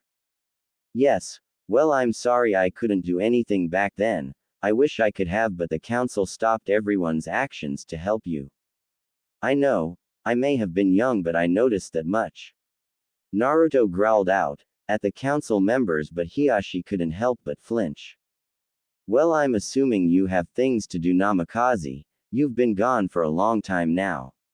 Come, Hinata. There's training to be done, and Neji has been waiting in the dojo for a little while now for that match I wanted you to partake in. Taking a sidestep to allow her in, he nods to Naruto. Yes, father. Goodbye, Kurenai sensei. Naruto. Smiling back at the two, she walks into the gate, dreading what was to come. Watching the gates close, Kurenai turns her attention to the teen attached to her arm. Naruto. The past is the past. I'll walk you home, and I need to find a hotel for a while. Staring blankly forward, he lets her guide him to her house. Stealing glances at him, she worries for him. Past or not, it still happened to him and could affect him. Naruto feels her eyes glance at him and just sighs inwardly, hoping she doesn't act on her thoughts if they're too far out there. Walking through the park, some kids stared at Naruto. Kurenai giggled when they did. Some had wide eyes, as did their parents, thinking the Yondaime was back from the dead. Lacing his fingers with hers, he feels the nightly wind flutter through his cloak. Seeing a woman with purple hair walking towards them, his senses instantly flare up with the smell of snake, stiffening his eyes transform on instinct into tiger's eyes. Kurenai smiles seeing her old friend, but it falters when she feels Naruto stiffen a bit. Hoping he isn't like everyone else, he was through almost the same thing, right? Anko was happily eating her dango at her favorite shop. Pulled out the money for her dining and took her last piece to go. Walking down the street, she decided to walk through the park. It was nice and it always had a good sunset if you sat on the right bench. Munching on her dango, she looked past the park to see her friend, Kurenai, walking with some guy, who just put his hood up and laced his fingers in Kurenai's. Slowly she stops as the wind blows past her and she sees Kurenai smile at her. An odd feeling of happiness for her friend but blankness for herself flooded her. Looking to the teen, she noticed his eyes shining purple, almost glowing. They seemed to be primal, cat-like slits as they stared at her. Shrugging it off, she started walking again, intent on talking with Kurenai for a bit, maybe spending the night at her house like usual. The teen really perplexed her. Kurenai wasn't dating, was she? If so, where did she meet this one at? Kurenai was on edge. She didn't know what Naruto was thinking, or if instincts alone made him stiffen, but she was worried. Slowly she and Naruto made their way and met up with Anko, though she couldn't shake this paranoid feeling she was getting. Kur-chan. Anko screamed as they got closer together. She came up and hugged the rose right out of Naruto's grasp. Surprisingly, he didn't growl. How was your mission? She pulled away and let the raven-haired woman answer. Glancing at the unknown boy, she answered. It was eventful to say the least, but it was a success. Gato was controlling Wave and we had to get through Zabuza and his apprentice before killing Gato and taking it back. Well, that's good then. Anko glanced at Naruto quickly, who caught the glance as he was staring at her. Was wondering about staying at your place tonight, like old times. Yay, that's fine. I'm just going to take a shower and relax a bit tonight and for the next few days. Smiling, Kurenai took the chance to start walking and noticed they both followed her. She could tell Naruto was still staring at Anko. This discerned her a bit. I believe I should be leaving for my hotel soon enough. Naruto chided as they walked. To which Anko thought his voice was heavenly, and Kurenai was reminded of how he sounded on the bridge. I'd invite you to stay at my house, that is if you don't mind sleeping on a couch. Staring back at him, she awaits his answer. Contemplatively he rolls it over in his head a few times. I assume I'll also be making breakfast then. Kurenai grinned and turned around. Of course, why wouldn't you make breakfast for two lovely ladies? She noted how he glances at Anko when she said that but grinned wider nonetheless. Just kill the snake bitch. Take her out, 10 seconds, tops. Shut the up, I'm not going to listen to you. Feeling his body start to burn, he continued the walk with the two. If you don't, I'll make you, human. Growling deeply, he feels a major headache coming on. Brat, her master did this to me, to us, get revenge for us. It won't take long, she won't even notice until too late, just drive your blade through her heart. Feeling the burning intensify, his growling starts to raise in volume, still too soft for his companions. If you don't shut up, I'm going to what? Huh, human, what will you do? Sighing, Naruto takes a breath and relaxes his body, pushing the heat back to his stomach. Hearing a loud scream in his head, he grins. Serves you right, bitch. Grinning to himself as he turned the burning chakra right back. Damn you, I will get you for this, human. Giving no thought to the femininity of the voice, he continues walking with the two. Glancing at the purple-haired Kunoichi, he scowls. Still, she smells too much like him, too much snake, setting my instincts off. Shaking his head, he rests his hands behind his head and walks on. Glancing worriedly at the boy, Kurenai couldn't help but feel paranoid. He's scowling and grunting, as if somehow internally in pain, and fighting with himself. She notices how he keeps glancing at Anko, and can tell she notices too, if the fidgeting is any indication. Wondering if this was a good idea, she unlocks her door and lets them both in. A small house, with a single bedroom, bath and kitchen. It had a homey feeling every time she opened the door and came in. Well, come on in, you two, I'll make some tea, you two sit in the living room. Motioning to the puffed up pieces of furniture showing how comfy they are. Taking to the two-person love seat, Naruto takes his cloak off and sets it over the armrest. After taking his shoes off, he sits and stares out the window, his eyes still that of a tiger. Red seemed to have seeped into the iris from the edges. Going to the one-person chair across from the love seat, Anko took her shoes off and coiled her feet under her on the chair. Seeing Naruto glance at her, she takes a look, seeing the red start to slowly recede. In that instant she was filled with fear, before the red was completely gone, and he looked away back out the window. Wah! What was that? I couldn't move, the killing intent so accurate at me, I'm sure no one else even felt it. Taking the time to examine him, she notices how toned her is. Little to no fat at all muscle. Oval-like face with 6 horizontal marks, 3 on each cheek. His eyes were a deep amethyst, as they changed back to normal, a red ring formed around the pupil. Well-built body, toned but not so much to impede movement, the air around him held confidence, pride, and instinct. She shivered, feeling her body react to how he acted and looked. Damn, primal look, instinctive aura, that's damn hot, I'm not going to lie to myself, she's lucky. Grinning to herself, Anko took to watching Kurenai, hoping she'd hurry. Fidgeting a bit, she waits, and waits. Glancing at the door seconds before Kurenai came through, Naruto smiled and took his tea. Kurenai handed Anko her tea and sat next to Naruto for a few reasons, mainly she was straight across from Anko.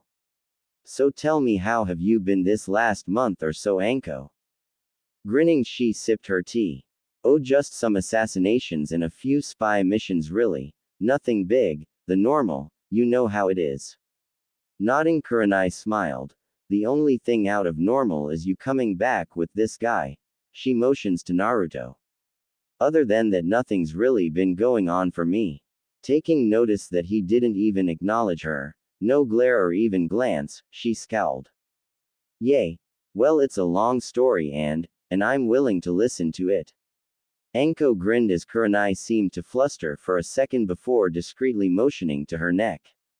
That's when Anko saw it for the first time, the necklace, and one thing that wasn't returned to Wave. Getting the hint of later, Anko grinned and nodded. You know, Gaki, I seem to recognize you for some reason. Naruto finally looked up at the snake mistress. Is it cause I'm the Yondaime's son?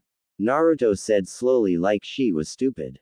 No, not that from somewhere else, I can't remember though. Thinking, Anko didn't notice he pulled out a bingo book and threw it at her. Glaring, she opened it to the bookmark, and read. Yay. That's where I remember seeing you once before. Damn kid, you got a nice bounty on your head. Naruto scoffed. It wasn't that great, not yet at least, maybe after letting it come up a bit he can do some things and get the bounty himself. Grinning at his own thoughts, he tries to figure out how. Zoning everything else out and sipping his tea. Feeling a something slither its way through his arm, he looks down, seeing Kurenai's hand grasp his arm. Looking up at her, he sees her smile. This is good tea, thank you. He smiled, knowing it's a bit late to say that.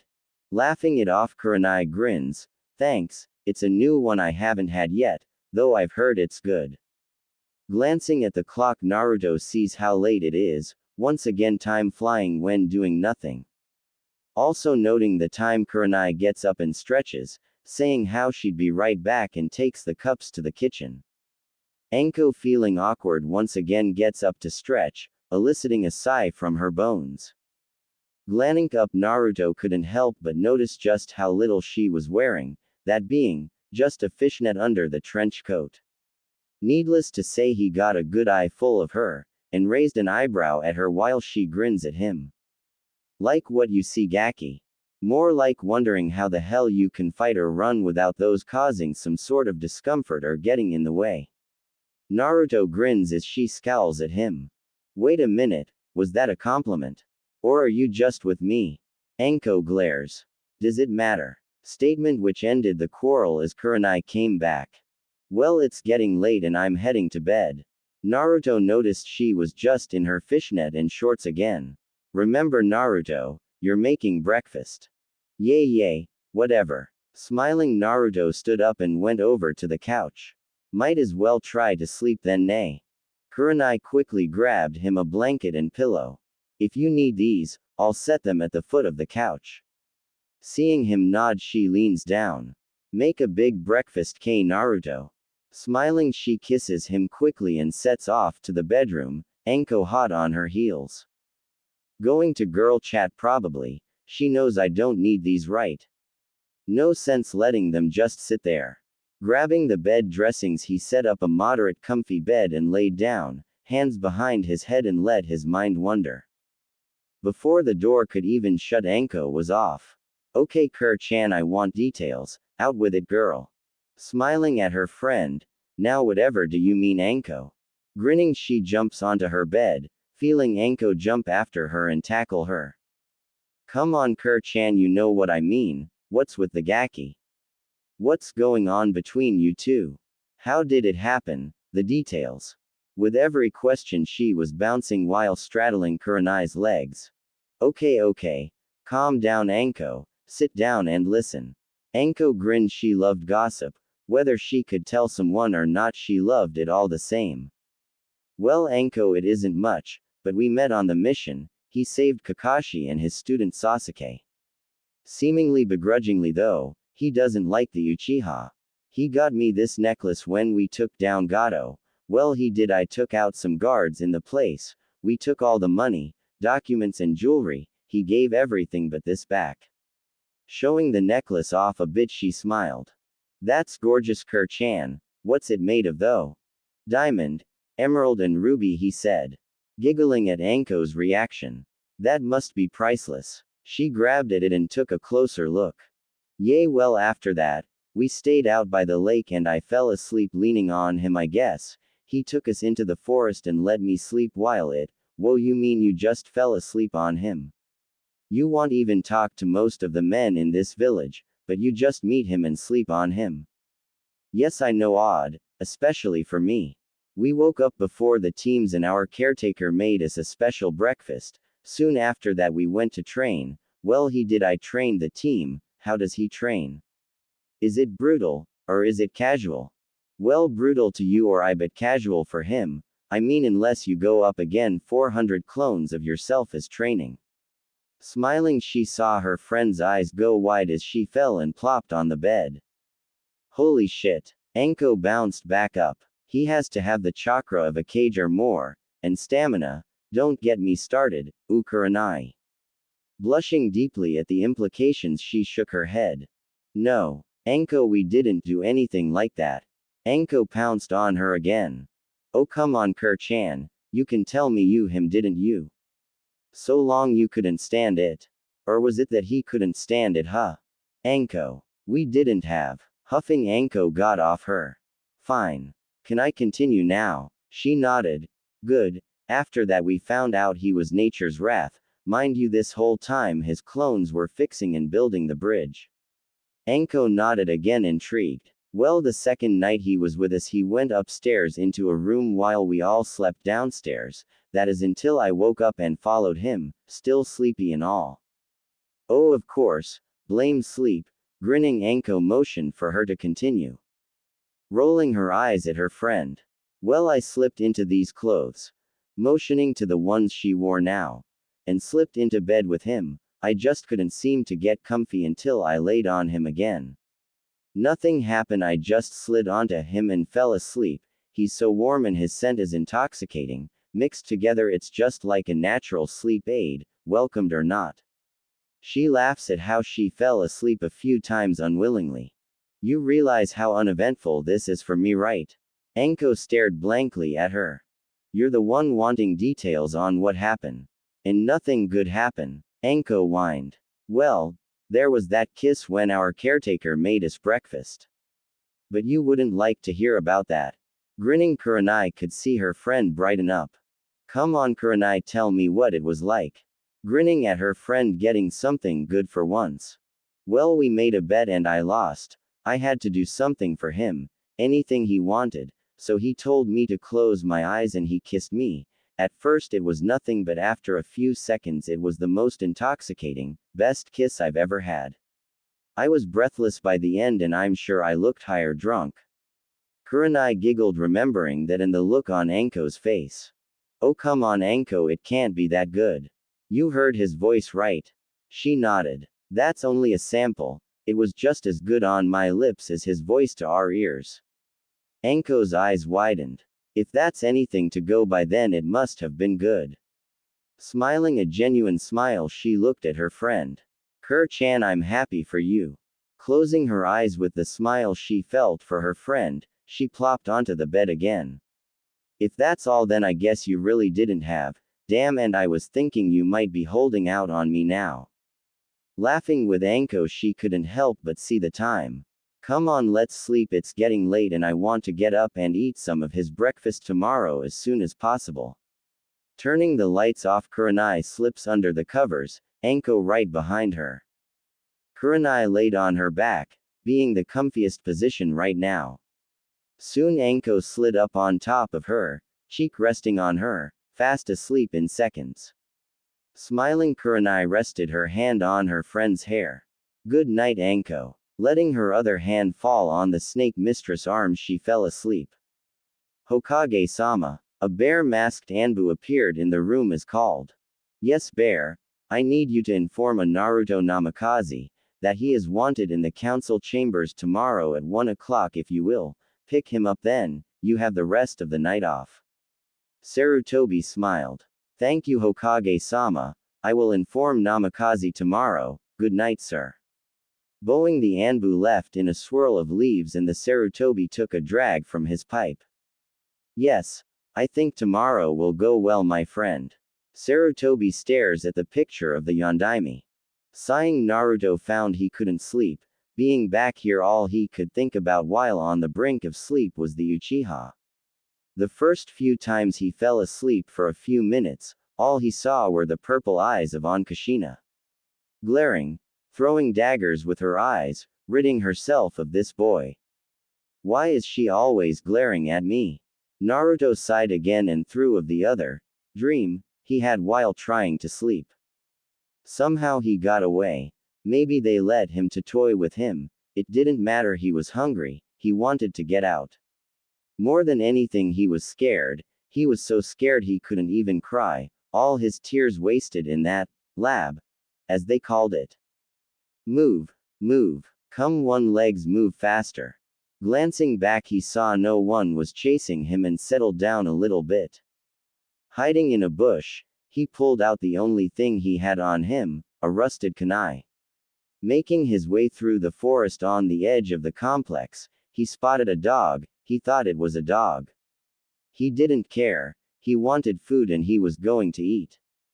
Running at the oversized dog, he managed to get the upper hand and plunge his kunai into its back, before it growled and bit his arm. Not even screaming, he sliced the animal's stomach open, letting its organs fall out as it bled to death. Sighing, he sat down and stabbed the heart, ending its life, and stated to cut out the organs and skin the animal. Hearing a rustling, he looked back. 2 more managed to come by. That's when he realized these weren't dogs, they were wolves. Always in a pack of only a few. Picking up his kunai, he doubted he would make it out, but he'd be damned not to fight back. The 2 wolves charged in and one bit his leg, pulling him to the ground, and it led the way for the kunai to land perfectly into the wolf's heart. Feeling the jaw lax, he tried to stand, shifting his weight on the good leg. The final wolf lunged and Naruto ducked, but caught the wolf's paw on his head, flinging him back and dropping his kunai. Seeing its opportunity, the wolf lunged again and landed on him, arms pinned by its paws. It quickly went for the kill but stopped when the boy's body began releasing pheromones that was related to wolves, and his muscles started to change and contort. Jumping away, the wolf watched in morbid fascination as the boy transformed into a wolf himself. Naruto had passed out a bit ago, his body taking a mind of its own thanks to his bloodline. With all the grace of a wolf, Naruto's body lunged and sunk its teeth into the other wolf. Shaking it off, the wild wolf snapped at Naruto's front paw, nipping its already bloody wound. Growling, Naruto went for the kill, straight to the throat, and latched on, shaking his head and throwing the wolf to the ground. Not taking the chance, he sinks his teeth into the wolf, tearing flesh and fur. His bloodline, along with hunger, led with instincts, he tore at the flesh and swallowed greedily, feeding off all 3 corpses. Shuddering, Naruto was glad he passed out. He didn't think he would have been able to do that otherwise. It took a while, but he finally got himself cleaned up. I can't believe they still found me though, even while I was inside the tree I dug out. Can't sleep. Sitting up, Naruto went to the bathroom and splashed water on his face. Why do I have this foreboding feeling that something bad will happen soon? Taking his time, he went to the kitchen and got a small cup of water, taking it with him to the living room and sat down sipping at it. Looking at the clock, he found it to read 3:15 hours and I still haven't slept. Doesn't look like I will. Let's see what she has for food, see if I need anything in the morning. Looking in the cupboards and fridge, he found he only needed a few things for the dango, and his secret spice to cook with. Good, I won't have to get much then. Sitting back at the chair Anko was in before he grabbed a book on her shelf and started to read it. Nagato the Gutsy Ninja. He couldn't help but feel like he should know what this was about. He felt connected just reading the name of the character. Naruto noticed after flipping to the back, that half the pages were blank. He thumbed the first blank one and read a few more pages, going back and forth between it wondering why it was blank, before words seemed to appear on the pages. What's going on? Is the book made so the ending can't be seen unless you've read it? Reading the newly printed page, he noticed how different the character's attitude was from the beginning, as if a different author wrote it, or as if the character drastically changed from then to the start. Weird book. Naruto noted and started from the front again, reading on. After a while he was able to reach halfway through the book, and the book seemed to grow as he read, pages just never seemed to end. Taking a break and noting his page, Naruto looked at the time, seeing the clock now read 6:30, he decided to go out and buy a few things for breakfast. Cracking the window open, he jumped out and went to the shopping district. Okay, well, I need something sweet. A bit of this, and that. Ooh, that would taste good. Mentally checking everything off, he gets small cart filled up and grabs a flavored water for himself. Getting up to the checkout, he pulls out a rounded amount for the supplies as the cashier rings it up. Grinning, he finds out he was over by only a few ryo and told the cashier to keep the change. After bagging it, he quickly left and took out his water, sipping at it and walking back to Kurenai's home. On the road, he saw a few people that stared at him awkwardly. He waved and they seemed dazed and waved back. Smiling, he capped his water and enjoyed the early morning air. Sasuke-kun, let's go on a date. He was enjoying it anyway. Looking back, he saw the two from Kakashi's team, Sasuke and Sakura. Not wanting to be seen, Naruto quickly jumps to the rooftops and speeds up. God, I'd rather play roulette than have to talk to him. Spoiled brat. Jumping down in front of Kurenai's, he didn't notice how Hinata seemed to watch him enter the window, as she saw him get out also, her walk to and from a store down from her complex. Wonder what he's going to do. Maybe I'll visit Kurenai-sensei for lunch. Idly thinking as she walked through the gate and nodded to the branch guard. Father had been less strict since seeing Naruto. What's going on with him? Setting down a few supplies, she got to work on making breakfast for her and her cousin Neji. Sliding the window shut and setting the groceries on the table, he started to put them away, telling himself he'll wake the others with food around 10. Looking at the clock, it was only 7:15, taking only 45 minutes to finish his trip. Thanks to that blasted Uchiha. Taking his time, he pulls his water back out and heads to the couch, taking a drink and laying down after taking his shoes back off. Sighing for his refreshment, he closes his eyes contently, satisfied at how comfy the couch is and how the water slides down his throat. The corner of his eye caught movement in the hallway and instinctively changed to hawk eyes, spying a body in the hallway. Come on out, I can see you. Naruto called, uncaring, taking another drink.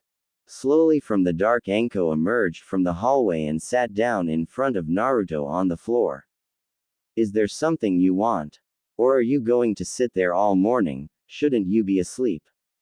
Naruto asks quickly. Maybe I should be, but I heard a window open and close up. I was checking on it and saw you awake. Shouldn't you be asleep also?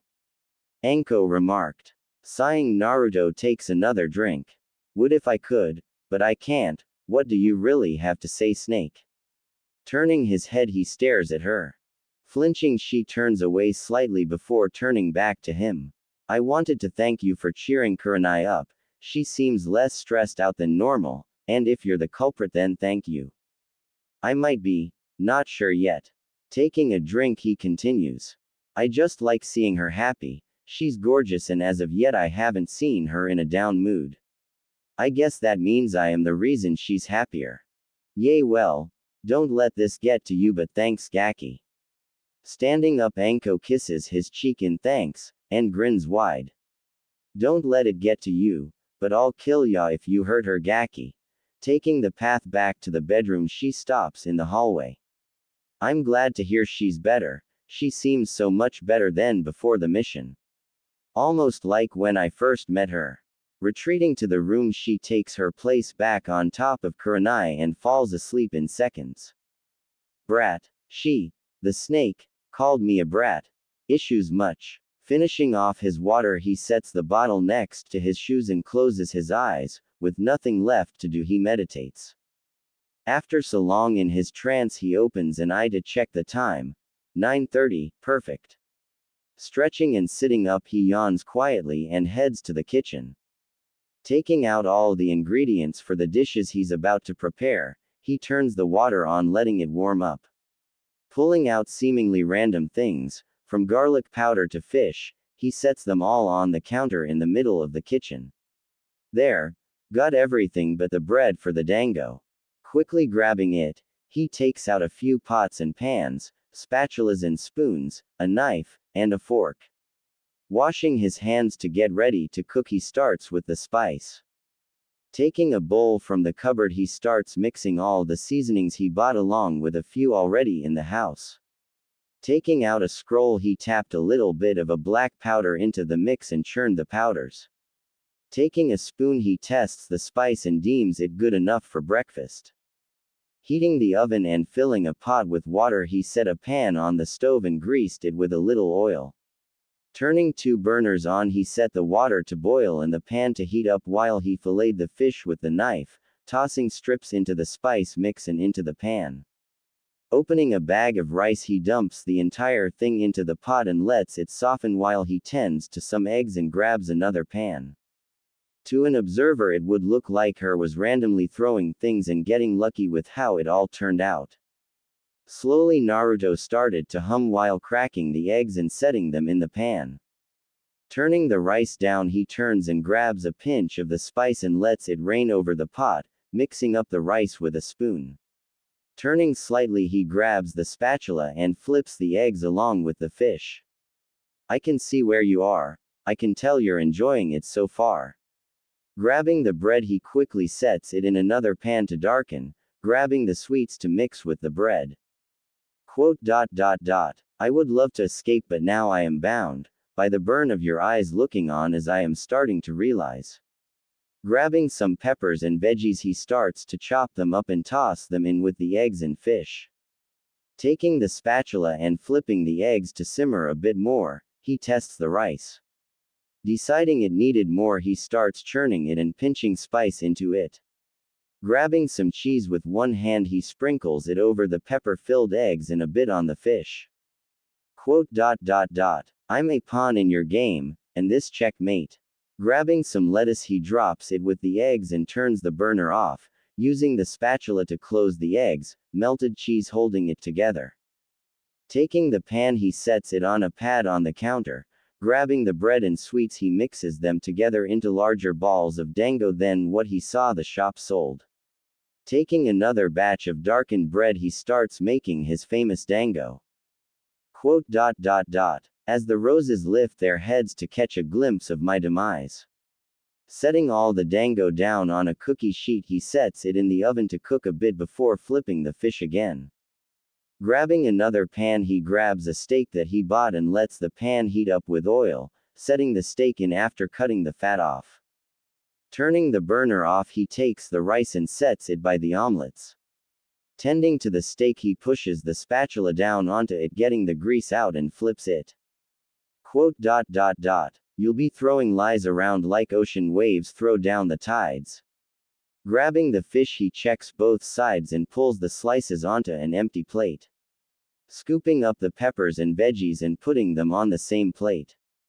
Using the pan for fish, he sets bacon onto it and lets the oil and grease from the fish cook the bacon faster, to a light crisp. Checking back on the steak, he presses the grease out and flips it once more, putting spice on both sides, letting it finish darkening the middle. And they are breaking on my shore, and the rescue team won't save me now, I'm out too far. Taking the dango out of the oven, he takes one and cuts it open to test it. Perfect. Taste testing it for himself after letting it cool, he sets them on another pad with the other finished food. Grabbing a plate, he presses the steak and sets it on the plate, putting it with the finished food after double checking it was ready and fat-free. Swiftly turning, he takes the bacon off the burner and turns all the burners off, along with the oven. Setting the bacon down with everything else, he goes into the fridge and grabs some fresh fruit he bought in a bowl. So I'll waste these nights for a while, but I'll be holding onto you forever. Using the fork to improvise, he somehow squeezes the juice from the oranges into a large jug over the sink. After the jug was filled a third of the way, he adds a bit of sugar and tastes it. Seeing it too strong, he adds a touch of water from the faucet and tastes it again. Nodding, he sets a lid on the jug and puts it with the food. Taking a lemon, he cuts it up and sets it on a plate by itself for now. And this is where my heart is cold and torn, and as I read the words you wrote last night, the butterflies are creeping through my spine. Cutting the steak in two, he puts each on a plate, splitting the fish and bacon along the two plates. Taking an omelette for each plate, he sets one on a third as well. Taking rice, he puts a large portion on the plate with the lone omelet, using the rest on the last two plates. Splitting the dango in 3 equal portions, he even out all the plates. Taking 3 glasses out, he puts a lemon wedge in each glass and fills one with orange juice, setting it with the seemingly empty plate. Putting a lemon wedge with each piece of steak and fish, he squeezes the last one in his orange juice and tosses the peel in the trash. Looking over at the time, it took a while to make the food, it now said 11:15. Shrugging, Naruto cleaned up the dishes for 15 minutes and went to the bedroom door, which was mostly closed, and knocked softly on the door frame. "Hey, breakfast is ready, you two hurry up before it gets cold." Getting back to the kitchen, he sets up forks for everyone and sits at his spot, tasting his omelet and grinning to himself. Slowly he heard shuffling and some fighting. Before long he saw the two coming in, stretching and yawning the whole way. "Well, now this smells delicious, Naruto." Kurenai smiled at him and sat in one of the seats while Anko took the other. "How did you manage to make all of this? I didn't even have some of it here." She questions, looking to him for an answer. "Kinda snuck out and went shopping." Taking a quick bite of his omelet, he continues. "Well, are you both going to sit there and stare, or try it?" Looking over, he saw Anko hesitate. Looking across the table, Anko watched with bated breath as Kurenai took a bit of the fish and tried it. Hearing Kurenai gasp slightly and grab another bite, she surmised it mustn't be that bad and tried the steak. For minutes all was silent. The only sound was Kurenai cutting her food and munching happily on it, along with Naruto taking a drink of his orange juice. "My God," Anko started softly. "This is delicious." Anko jumped into her food with gusto as Naruto almost dropped his juice and Kurenai grinned at her friend. Finishing up his omelet, Naruto starts with everything but the dango on his plate, working his way across the plate. Anko quickly poured some juice and took a sip. "Damn, even home squeezed OJ." Anko murmured and took to the fish. Kurenai poured some as well and took a few sips before getting back to meal with vigor. Mentally, Naruto was chuckling to himself from the two women's reactions. Is it really that good? He asks himself as he shrugs and take a bite of dango. Grinning to herself, Kurenai was wondering if she should make him a permanent resident for her household right now. This was the best meal she's ever had since her mother made her dinner when she was a kid. Anko was jealous. Beyond that, she envied Kurenai right now. He can cook. This dango is heavenly. Oh my God, she so has a keeper. Damn, I'd love to have met him first. Quickly she eyed the boy in question intently. Even lasting only a second, she concluded a few things. Good looker too. Doesn't look like he'd be bad in bed, damn her. Taking to her food once again, she swore. She let out a moan. Raising an eyebrow at hearing the snake moan from his food, he looked back at Kurenai, who, like a chain reaction, moaned right after her friend. Sweet dropping, Naruto finished his meal and rinsed the plate, standing at the counter and drinking his juice and hums a bit more. Looking up, Kurenai couldn't help but feel happy. She found this guy nice, sweet, good looking, and can cook. It's like she won the lottery for dates. A knock interrupts the peace of the atmosphere in the room and Naruto excuses himself to go get the door.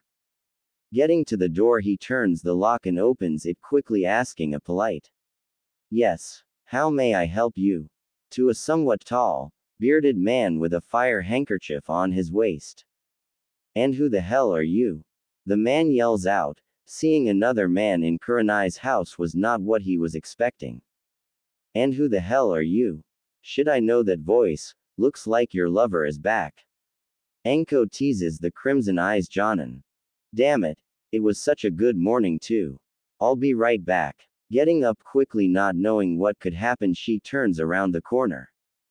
Looking around, Anko snickers and steals a dango from her plate as she has yet to touch them. Asuma. Of what do I owe the pleasure?